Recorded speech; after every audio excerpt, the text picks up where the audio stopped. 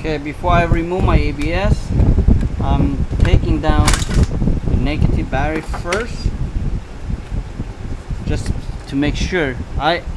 In my opinion, probably you don't have to, but for the safe side, remove it first.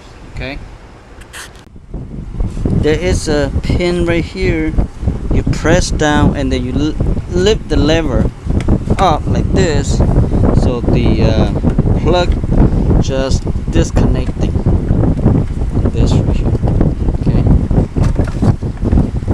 and then you just put this away, out of the way like this. And then you have a 10 millimeter right here. Move that. Okay, 213 on this side.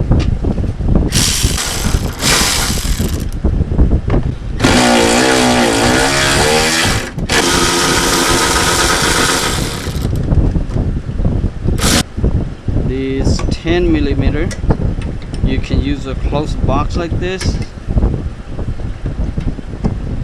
On this it's not that tight, so you don't have to worry much, but for brake, anything on brake, using this type of wrench, safer for you, or not strip this. Okay, when you strip one of this, it's hard to fix it, you know, especially in brake.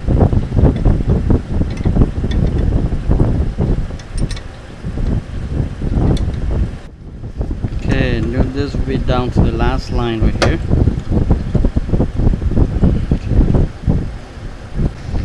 Okay, I think my camera will catch my fan over there blowing so hard, so making noise. Hopefully that don't bother the YouTube watching like you. Okay, let's see.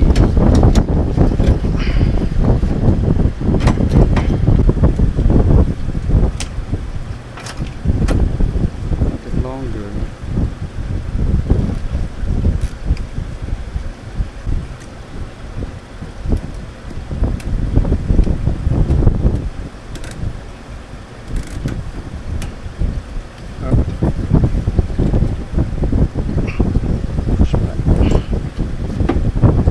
So this line is bendable, so don't worry about that, just bend it back. Okay,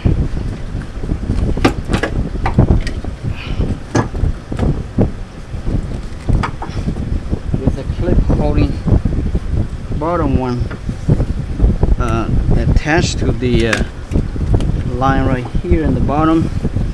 Make sure you pop that out.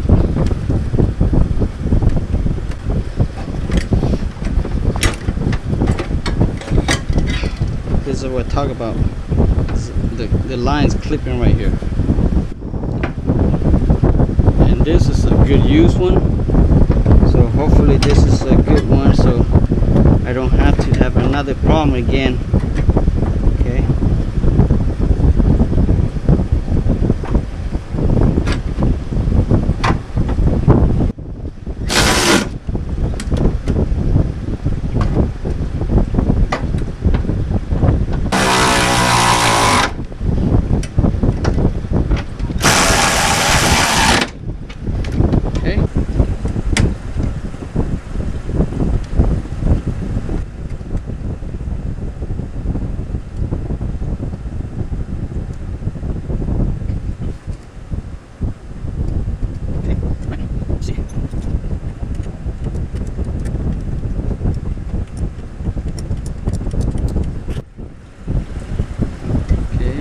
Tie this up.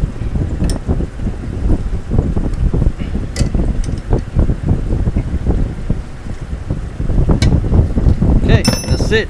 Let's go plug the batteries on.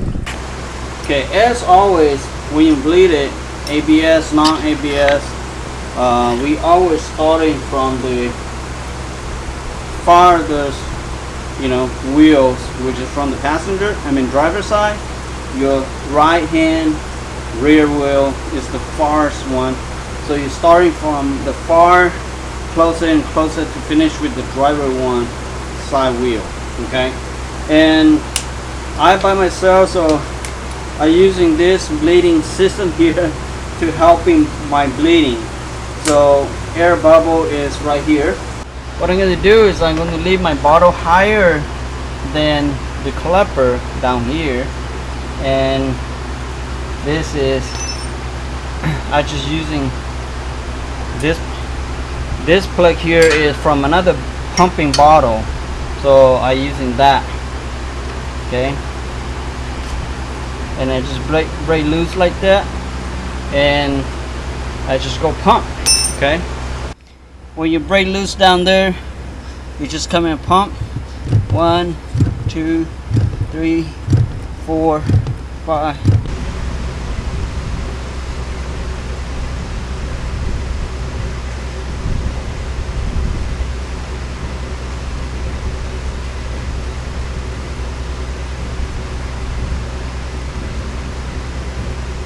Don't let the master cylinder dry out, that's all. Okay, and that's all you do. You just go back and close it.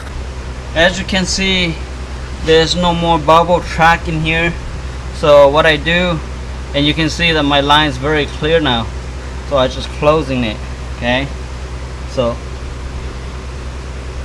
close this up. Okay, when you bleed it yourself, make sure you check this more often, because if you in case you getting this reservoir dry out, and then you have air in your master cylinder, and then you have to take the master cylinder out to do a bench bleed, then that time will be waste a lot more time. But at this point here, I did not let my car dry out, and I checked the fluid frequently, so everything went good. So let's go see how the brake will feel like when after the ABS everything is been fixed. Okay, all right, the ABS light is no longer there. Okay, and the VDC still there, but we'll see after you drive for a while to see if that will come off or not. If not, could be that sensor here, the remote here, maybe it's not working or something like that, so we'll see. Okay, brake paddle feel good. Okay, all right, and no more locking. Okay, that's good. Good thing this, yeah, brakes good, feel good too. After replace the ABS module and bleed it all 4-wheel, everything is good. So braking is good, no more Christmas light, and there's no more code. So if you have on your car and you step on the brake and all 4-wheel locking like this one, then your ABS is the one causing it. Well, even 2-wheel or 1-wheel is locking up, I would say it could be one of the, the ABS have like a 4-channel, the front, right, left, and the rear, left, right, and all those channels is probably handled differently, and that's why it's locking. If you check your master cylinder, wheel cylinder, or the all the it function normal, then yeah, it could be your ABS. And plus, if you have ABS on it, lights on it, I would say your ABS pump is bad. Okay, that's why it's locking like that. And on this car here, because I have this sensor, the shifting sensor here, it does not respond when you put your brake like this on. Anytime you step on your brake, you hear a clicking sound down here, right? Hear that? Okay, so anytime you do this, that means safety's on, so that's why it's allow you to shift. So on the other one, you won't hear a clicking like this when you step on the brake. Okay, so that's why you cannot shift. You have to manually, doing it from here. So on this right here, because the ABS is bad, then anytime you step on your brake, then it's locked. So when your brake is locked, then you can't move it because it's tight. So you have to wait for a couple hours until the caliper, disengage again. Then you can move it again. So this one is pretty bad, pretty bad, and throwing some many code on it. So that's why. All right. So this video here is enough been fixing, and hopefully you don't have this type of problem. You don't have ship problem and you don't have ABS problem. You have either or only. So on this one I have both. So alright, thank you for watching. Help me subscribe. See you guys next video. Oh, thank you for the 20,000 people that who helping me subscribe. And thank you for those people that who've been watching all my video all the time. Anytime I download a video to YouTube and you helping me watching, and you also comment, oh yeah, this thing and that thing, and I appreciate it. I appreciate it. I wish you close nearby, I will buy you lunch on that. I'm serious.